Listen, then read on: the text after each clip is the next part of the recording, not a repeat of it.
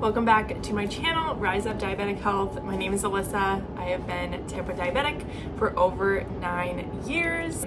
So today we are going to be talking about diabetes burnout, and then I'm also going to kind of discuss experiences with it and also some helpful mindset shifts that I have used in my own life that have helped me improve my relationship with diabetes. I think in most people's experiences living with type 1 diabetes, we've all kind of experienced that burnout feeling at least some point in our lives. I kind of describe it as just feeling like you don't even want to try anymore. It is totally understandable because, first of all, beyond just living your life, you have so many other decisions to make regarding your diabetes management with insulin and managing blood sugars and all of that good stuff. So I do think it is kind of bound to happen, but there also is definitely some helpful mindset shifts and tips that I have found to be really helpful for me in improving my relationship with diabetes, to where I don't really experience these feelings to an extreme level like I used to. I definitely think there's varying degrees of it. Maybe on the lower side, you're just feeling, slightly frustrated and you get, mad at yourself. But then there's also all the way to the other side where it's really extreme and you completely neglect your health and, don't even look at your blood sugars, don't even, you're just numb to everything. So there's definitely varying levels of diabetes burnout. I think the more that you can improve your relationship with diabetes, less extreme those levels can be.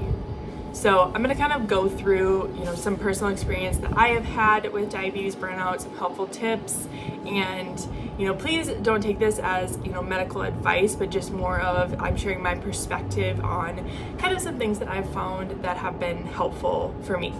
Okay, so let's get into it.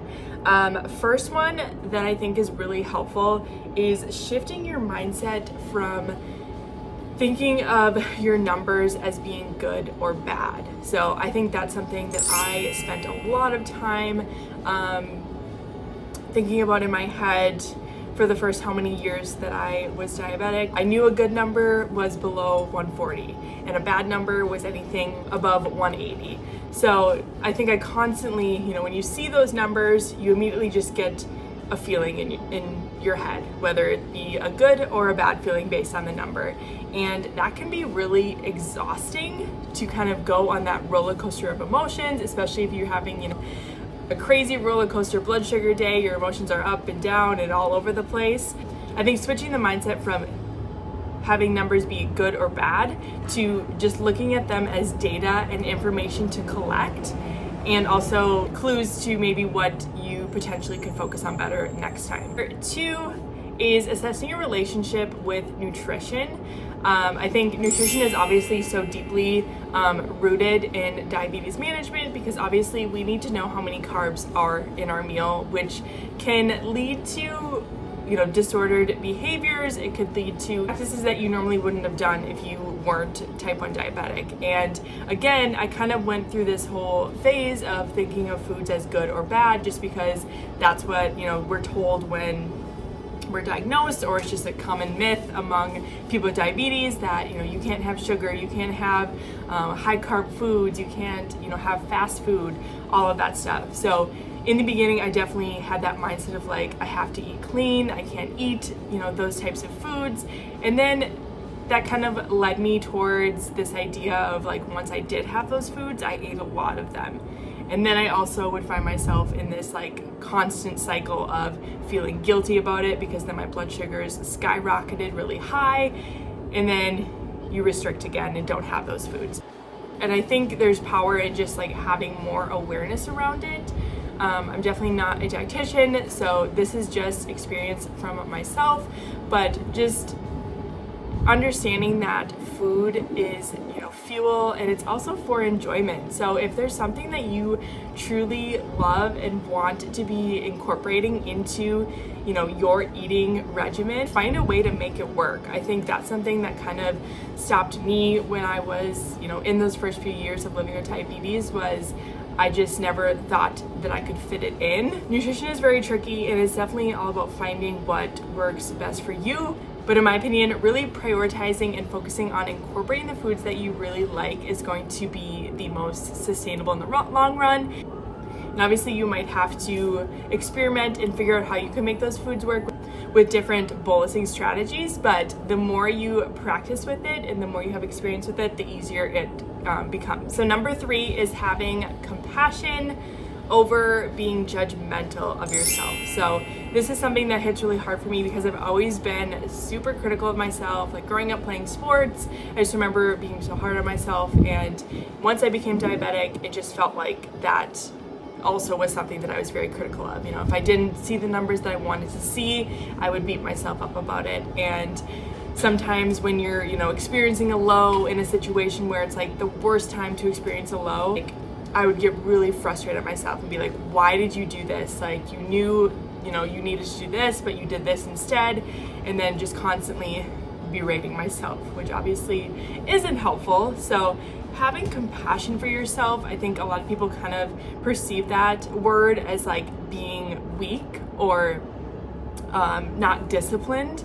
And I think it's complete opposite. I think it's the ability to understand completely what your body needs in that exact moment. So it's the power of like listening to yourself and asking yourself what you truly need, because as diabetics, like we, our blood sugars aren't perfect, obviously, and we're going to be up and down at times. And I think it's really important to understand, like, when you're low, I feel very confused, I can't focus.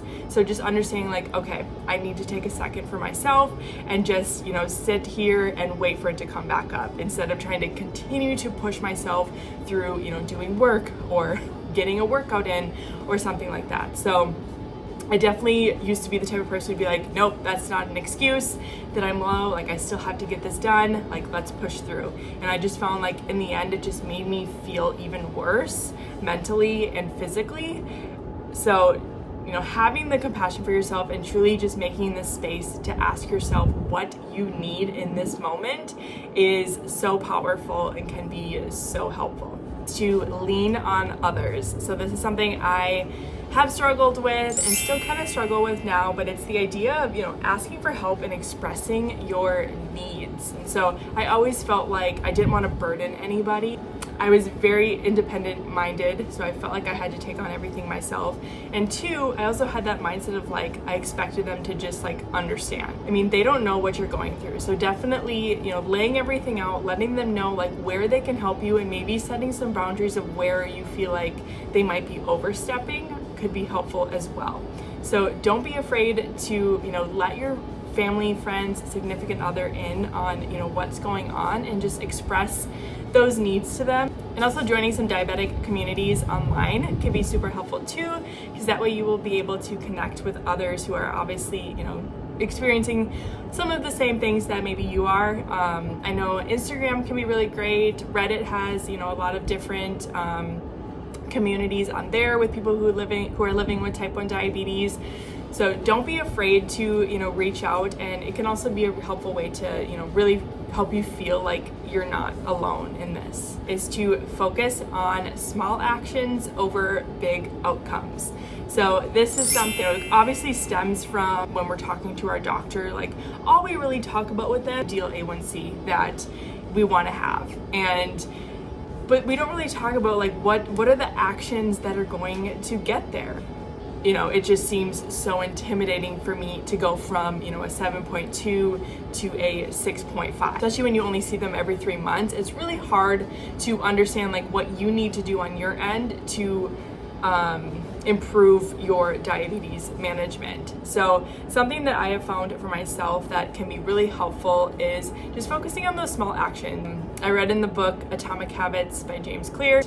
Think of the actions that you do every day as small daily votes to the person that you want to be. So if you want to be someone who's super active, who has great diabetes management, has a great relationship with their diabetes, think of the actions that person does and start incorporating them into your life. So for example, some things that are just like non-negotiables for me on a day-to-day basis are getting activity in. I strive for 10,000 steps a day. I try to drink water and stay very hydrated.